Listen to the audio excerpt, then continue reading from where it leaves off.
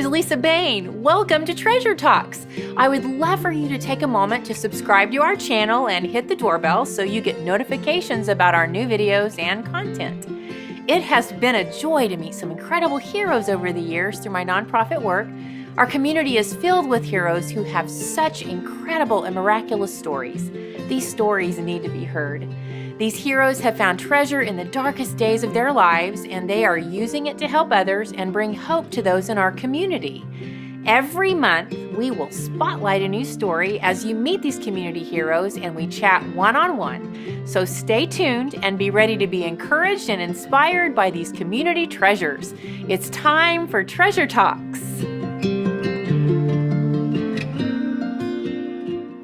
Hey everybody, welcome to Treasure Talks. I am so excited to have our guest here today. We are in September, which is Childhood Cancer Awareness Month. Right. And I want to tell you a little bit about our guest because I'm really honored to be in your presence. Thank you. Really, Andrew.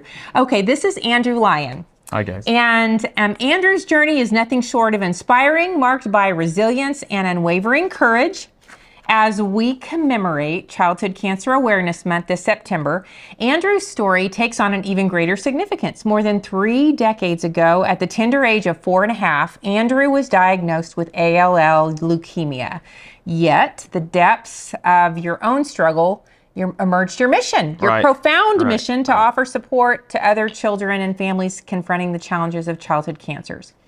This mission led Andrew to write a heartfelt book called Leon, the Brave Little Lion. And it uplifts and encourages those walking similar paths. And with this book, soon to become a series, Andrew's faith has endowed him with a remarkable ability to embrace the present and move forward, leaving his cancer journey in the past. And you are passionate about sharing strength with others, empowering them to navigate their own challenge with resilience and grace. 100%. He is a total epitome of serve, step out, see miracles, and finding treasure in the dark places. We talk about that all the time. Right. You took your cancer and you are reaching so many people.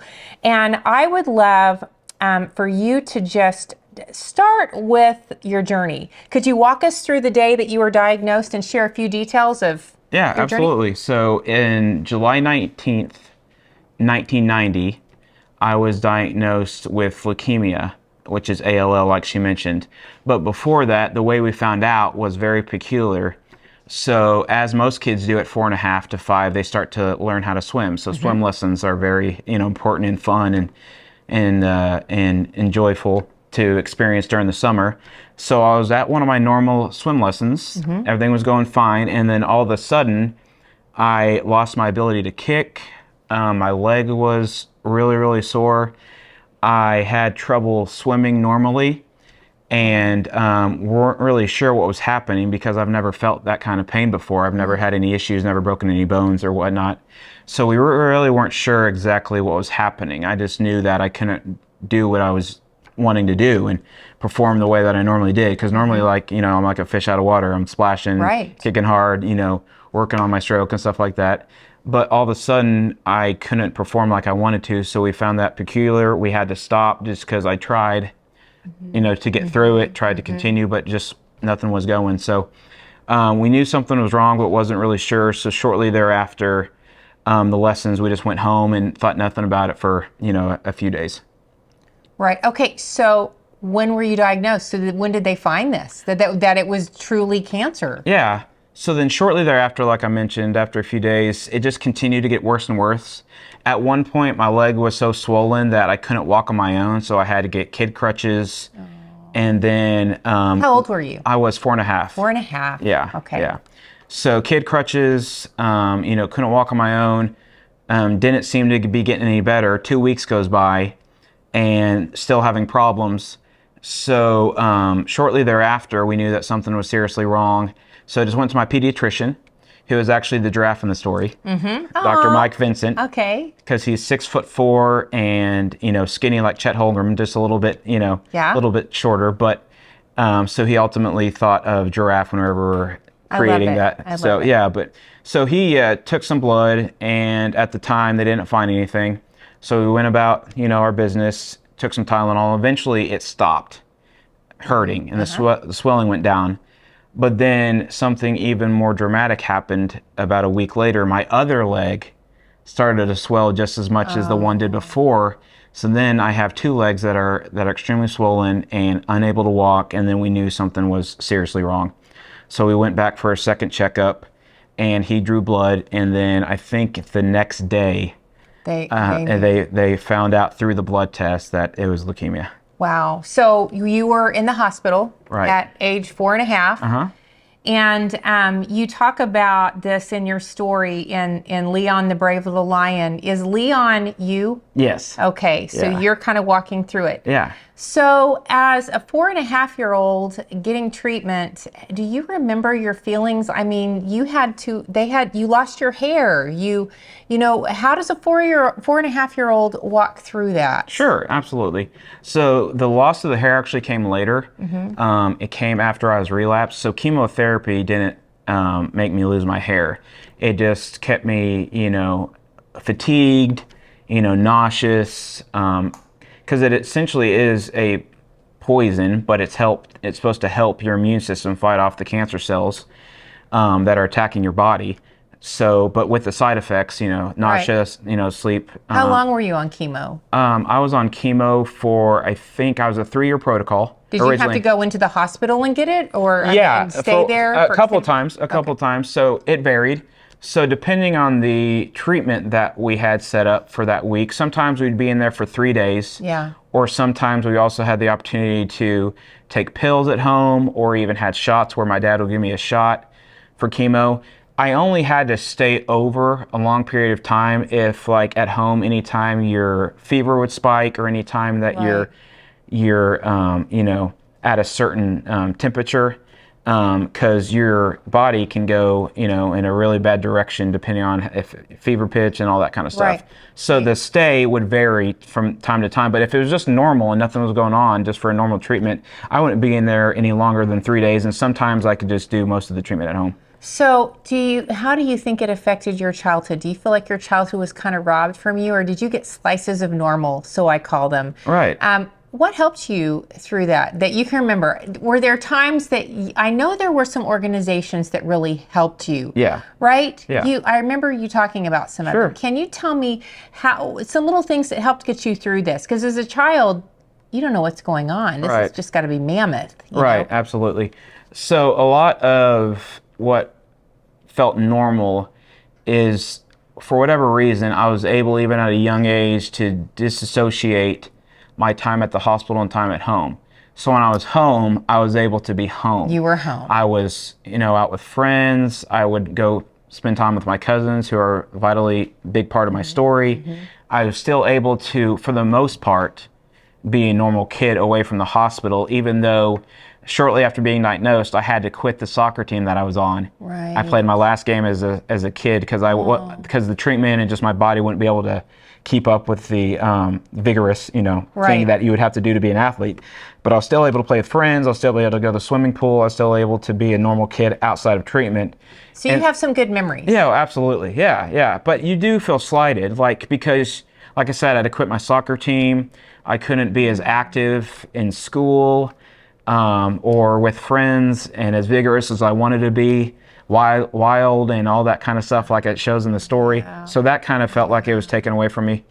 And then I did have quite a few side effects from chemo and things like that made me feel abnormal, and things like that. Right. So if it was, as an IEP student all through school, not feeling normal in a normal classroom and things like that. So you get it. You understand those feelings. So you got through the cancer and you were cancer free. And then what happened? Did you have a relapse? Yeah. So we were at the time of the 3-year protocol. At the time before the relapse, we were about 5 months away from being completely finished with the thing they set up for us, with the protocol they set up, or the plan they set up. Right. And then with 5 months to go, about 3 days into our 5-month mark, they let us know that it relapsed. But it didn't relapse in the same way that it did before.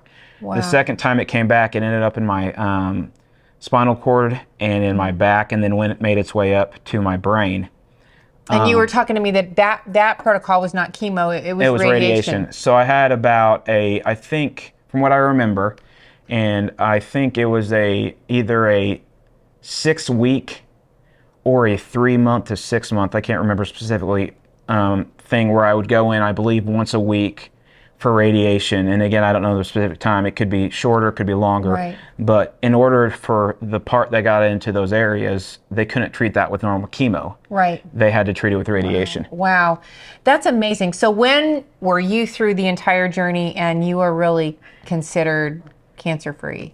How long did that take? Even after being cancer-free, Yeah. I like to say that I had it for about 5 years, but I really felt like I had it for 7. Yeah. Only because even after treatment and even after being off chemo, I would still have to go back to the very hospital that I felt like I just escaped for blood work, just normal checkups, therapy sessions, what have you. So I still, to me, for about a year and a half, maybe 2, maybe less, I felt like I was still a patient, even though I no longer was having to get chemo. Are these memories vivid or are they still kind of vague? Oh, no, they're vivid. They're super vivid. I can't even imagine. Which, when we visit families that are going through childhood cancer, it affects the whole family. Right. It's just such a journey. And I love this because you took your cancer journey and you turned it into a book, and I would love for you to tell about this book. Sure. This journey inspired this book. Right, absolutely. But tell me about Leon, the brave little lion. Okay.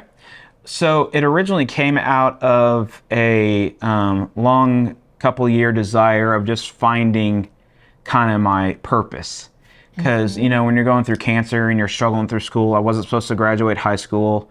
I wasn't supposed to be able to graduate college, but I achieved both of those things despite what the doctors thought I might struggle with. Yay. So with all those things, I just always had a desire to find a purpose through what I went through, and I wasn't sure what that was. Yeah. For about 3 or 4 years, I was trying to do like a music project where we could take kids' stories and create songs out of them. Because you sing, right? I don't sing per se. I'm more on the writing and creative side. He has a song. He has a song. Yeah, there's a song in here, but my sister and my friend Josh, who are much more better vocalists than I am, I'm on the creative side, the production and the writing. I just wanted to create something that could bring kids' stories to life through music. But then I came to find out there's already a group out there called, I think it's Songs of Love or something like that, where they do the exact same thing. So I'm like, how can I pivot, still create something aspirational, inspiring, and encouraging for kids and families? I originally had the idea for like an autobiography about my whole experience, but then I realized even now, not a side effect of chemo, just in general, I have adult ADHD. So I didn't feel like I would have the attention span to be able to sit down and do an autobiography 10 pages a day. So I'm like, how can I create something in a smaller amount of time to reach the same amount of kids and people that I want to do and bring hope and joy and encouragement to them through a creative outlet? And the kids book just popped in my head. I love this. Yeah. Because you walked through it as a child and you know what these kids are feeling. Yeah. And I love the little song because it just repeats and I'm just like, I love this song. So you put some of the characters, like you said, one was your doctor. Tell us about the story. Yeah, absolutely. It's even Stillwater. It's even got Stillwater in it. Stillwater, Oklahoma. So Stillwater was a major part of my life. Prior to the diagnosis and even after. So at the time, I was an only child. I was born in 1985. My sister came along in 1989. But before her, I was really an only child. So most of my childhood was spent in Stillwater because that's where my mom's sister, my Aunt Leslie, who's in the story as a lion as well. I love it. She was up in Stillwater and had 4 boys. She has 5 now, but 4 at the time. And so they were literally my second family. They were my brothers more than my cousins. Support system. Yeah, I would even go up there during the week when I wasn't in elementary school yet. So I didn't really do anything during the week. So I would drive up there. I'd spend the night all the time. We'd go swimming, which is in the book. We'd go on adventures, build forts. That was your slice of normal. Slice of normal. That was your slice of prior because we didn't know what was coming. Okay. Yeah, so gotcha. It's pre-diagnosis and post-diagnosis is how it's kind of lined out. Love it. And then it's just all the good memories prior to what we didn't know was coming at the time, prior to the diagnosis. And then thereafter, those characters are introduced because my physicians who treated me at Children's Hospital in Oklahoma City at OU Medical, they are the gazelle and the rhino in the story.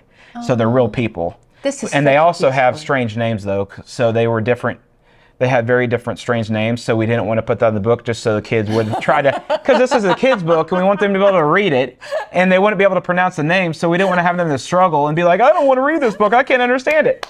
So Dr. Gidget the Gazelle and Dr. Ronnie the Rhino, keep it as simple and fun as possible. I love it. And it is just the best book. And I have such a heart for the kids' book because I wrote one around the same time. Yeah, you told me. I saw yours. Mabel. Yeah, that's incredible. But tell me how you are using this. Okay. Yeah, so ultimately the whole mission behind this is to get as many of these books into the hands of kids at children's hospitals, plural, as possible.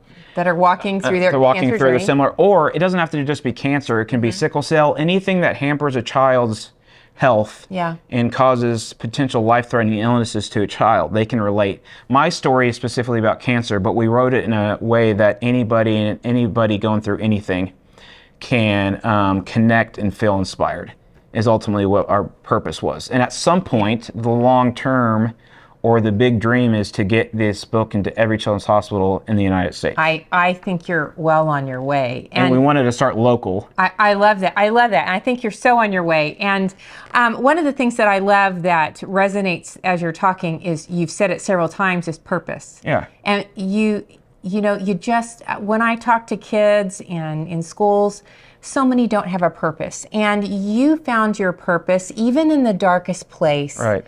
Which led you to write this. Right. And you're reaching so many people. And you said that this might be a series. Are there more to come? Yeah. Can you tell me about that? Absolutely. So all of them, we are looking at a 20-book series. Oh, I love it. And so ultimately, it's just, I have so much content. I have so many memories, so many experiences, that I just have so much material that I labeled each one, so I can kind of give a spoiler now. It's not out yet. We hope to have it out maybe next summer, or even close to this Christmas would be great, but we're not sure about that yet. Still working about getting the brand out and let people know about us. But the next one will be Leon's first hospital stay. Oh. And it'll literally just be about what it's like for a child and the fear that they have being away from their comfort zone, their place of safety, their place of zen, if you know what your will, and into a place that is foreign, that is scary, but then also wrapping up with knowing that the people around you, even in a scary place, your family, your friends, your doctors and nurses, aren't going to let anything happen to you. I love this. Thank you for doing this. Yeah, I absolutely love this. In fact, we're sponsoring some books that we're going to have. They're probably going to go out in the Oklahoma City area. Yep, absolutely. And then I purchased some books that we're going to donate to a lot of the kids that we visit. And how can our community watching support you and help you? This is such a great mission, and I love it because you've walked it. Yeah. And it's kind of like you can go and relate with them on a level that other people that haven't walked it can't. Sure. How can we help you? What's the big need? Okay. So for this book, there's several different ways that we are getting our book out there. We're doing local vendor events, flea market events, there's public exposure events. But the way that our partnerships work is any company, a mom and pop, a corporate, a bakery, if they believe in what we're doing and want to be part of what we're doing, all they have to do is they can reach out to us on any of our social platforms. Leon the Brave Little Lion has its own page on Facebook. Okay. And I'll put that on the screen. We'll put that on the screen for you. Yeah, and Instagram. And so they can DM me. I'll put my email out there, lionslyrics, all one word, @gmail.com. Okay. And when somebody partners with us, they can choose to do 1 book, 5 books, 30 books, or what we have going with some of our partners now. Shout out to Crumble Cookie at Chisholm Creek in Oklahoma City. Crumble Cookie. And then Crumble Cookie in Yukon. And so what they're doing is they've decided to do 5 books a month, which comes to $48.88 a month to them.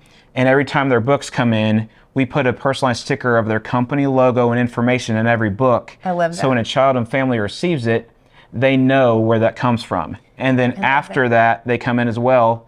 We'll usually go to their place of business if they allow us to. We love to shoot videos with them holding the book. We love to shoot photos, and then we blast them and give them exposure on all of our social platforms. We normally average on Facebook 2,000 to 6,000 views per post right now, which is pretty incredible since we've only been in business for about 2 years. So there's a lot of creative exposure we give. And lastly, one thing that we want to bring our partners in on is our communities that we're invested in. So we're connected to the OK Kids Corral, which is the Toby Keith Foundation. Hi, Juliet. We absolutely love them. They're one of our distribution partners, which means those companies that buy the books, we take them to the OK Kids Corral and hand out to the kids and families for free. We come up here at Tulsa, St. Francis St. Jude's in Tulsa once a month and read to the kids in the clinic, hand out books, go room to room and visit. And then thirdly, we also deliver every once in a while to OU Children's in Oklahoma City.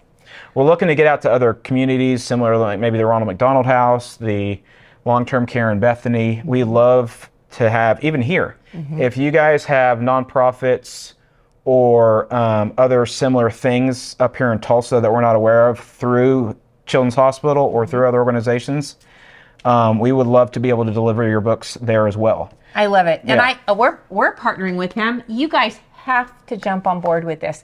I have not ever met, you have such a precious heart. Thank you. And such a sweet. I remember the first time we talked, it was like, I just love him. I just love him. I love that. And okay, we're gonna wind down and end up. But I want to ask you a question. Sure. If we're looking at a family, let's say that's just had a child that's diagnosed, or there's a child that realizes, oh my goodness, I've got something ahead. What's some advice that you would give to them? Absolutely. That might encourage them. Yeah, one thing that really helped me and my family, my parents specifically, more than myself because I was still young and not understanding everything that was going on, but finding communities I was going to that you say, can was my connect next with. question. Yes, Is community important? Community important is phenomenally important.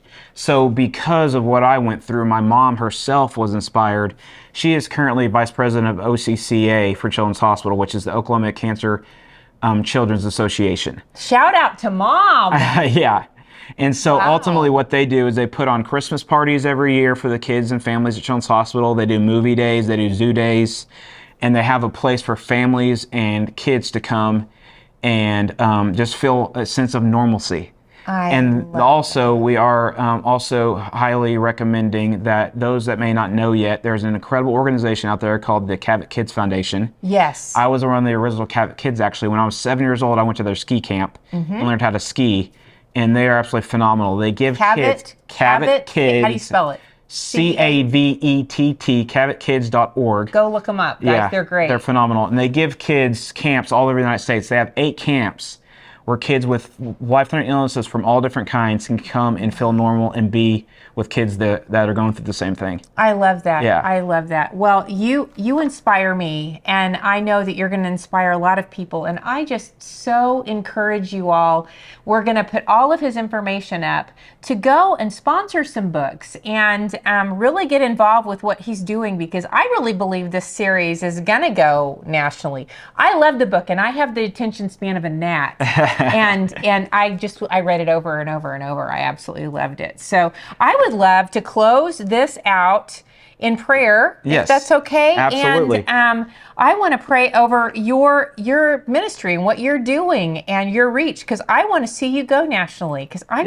And Andrew, I'm so proud of you. Thanks for doing this. Thank you. You know, you truly are making an amazing miracle out of something that wasn't so great. Yeah, thank you. If I may say one more thing before we pray. Yes. Another part of our business platform is we're very philanthropic in heart. So if you're a nonprofit. So a perfect example, if you ever have a fundraiser that you're doing and you would allow us to come and set up a table and sell books.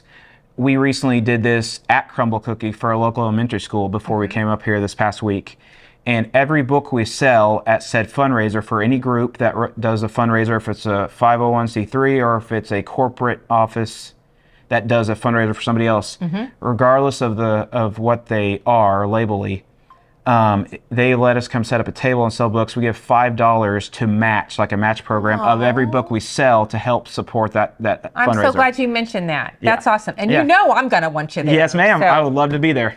Lord, thank you for Andrew. Thank you for what he's doing. Thank you for his testimony and for sharing. And Father, I pray that his outreach would go nationwide and that people would jump on board so that these children that are battling and are warring against this horrible disease will just really find their own miracle and how to walk through this journey. And Lord, if there's anyone that has been diagnosed that's facing this, I pray that you would just shower them with a blanket of peace.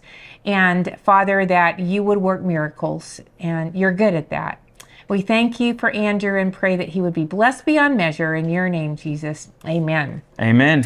Well, I just had so much fun. Me too. Thank you so much. This is incredible. So thank you for joining us. And make sure you go and ding the bell and subscribe to our YouTube. And you can find us on all social media platforms.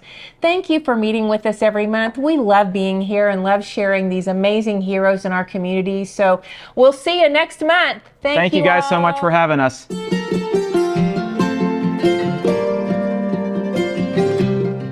Thank you for joining us at Treasure Talks.